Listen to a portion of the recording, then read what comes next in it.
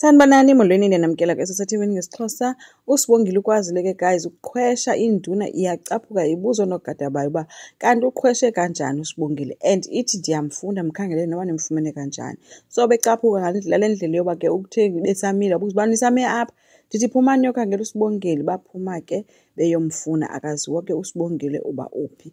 Ukanti ke ukwenzo uthe ucaba kuthe igqiba wakubethwa phayana, waphuma khona wahamba straight wabheka kulo Sibongile apha abonakala khona ethotywa amaduma ke guys, nengalo ke ebuhlungu edumbileyo ke ngutata uVuma. Siyakhumbula bejijwe ngengalo ke phaa ngeli xesha bebembetha ke aba bantu.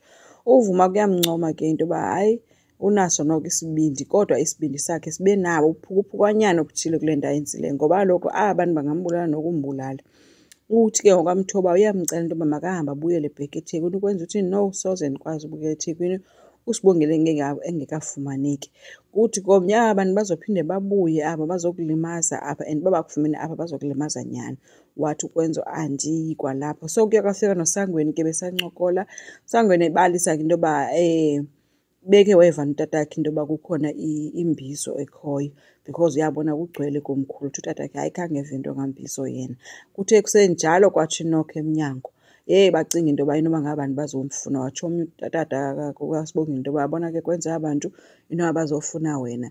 Khange balinde ke lo mntu uba kuthiwe makangene, uvele wangena kanti ngumama uSamke.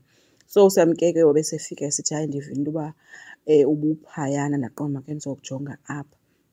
Utsho ke kukwenza xa efika ke besithi ke uyamncoma ubukroti bakhe. Ukwenza ke iphendule ngelithi yonke le nto ayenzileyo yenziswe luthando, yena uyamthanda uSibongile kakhulu.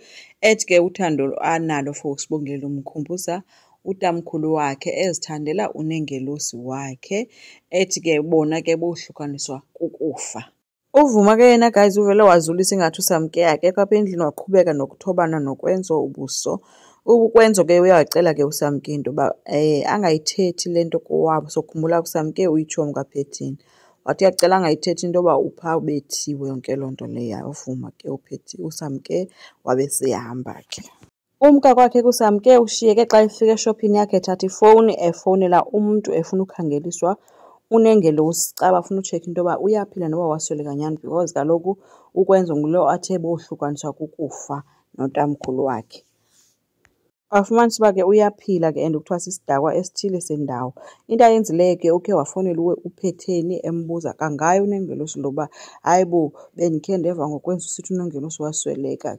Wathini? Uthi ke omnye hayi uyaphila unengelosi, qha azange sibaxelele abantwana sabaxelele into yoba wasweleka, because asifuni into yoba into edibanise nobomi bakhe ihlangane nabantwana, sabafihlela. Asisazi ke isizathu sayo yonke le nto ngoSamke, kodwa ke into endiyaziyo uba kukhona into ayifuna ukuyenza against uPhetheni ngendlela asemsondeze ngayo ngakuye. Uphenyo ke lukaSibongile luyaqhubeka guys. Kangaba nowenzeni wenze i-podcast yakhe ecela into yoba makwenziwe into ethi #FindSibongile. So uyakhangelwa ke. Utata kakwenza ukuthe ke sahleli nokwenza samxelela into yoba ndicela uhambe ngoba ubomi bakho kuyi-risk njengoba uhleli apha, aba bantu bazobuya aba. Wavele nyhani kwavakala ke into yoba khona ingxolo eyenzekayo, wathi nabo kabo bantu xa begijima bethi bayokroba ke ekamereni kaSibongile. Ke befika ngoSibongile copha phezu kwebhedi, caba ungene ngefestile ke. Uye wabexolisa ke uSibongile ke kutatakhe ke sithi naye besoyika yena phaa bengekakwazi hlala phayana. Utatakhe uthi no, akho ngxaki mntanam, qha into efuneka siyenze ngokukuba sizame indlela yoba umke apha, aba bantu bayakukhangela ungabikho apha. Kuthe kusenjalo ke yatsho inokho emnyango. Hayi ke abesephuma utata uVuma eyokroba ke ngoku xa ifika yinduna ayingeniseke, ifike ithi yona hayi ibizomkroba nje akho nto. Ingayithethi noyithethi yokuSibongile ulahlekile, anti iyayicinga uba kungenzeka uba njengoba elahlekile ubalekelwe kwabo, so uzomlanda futhi. Hayi ke bawungathethi nto ke, uyokuthi uzomjenga nje abesemka ke induna.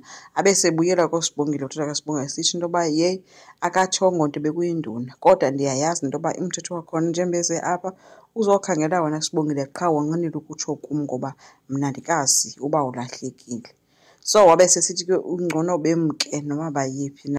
Bathe ke becinga ke into yoba funeka xa bemka baye kwaKwenzo, waphinde uKwenzo wathi no, ngcono siye kwa-anti etsho uNomfundo.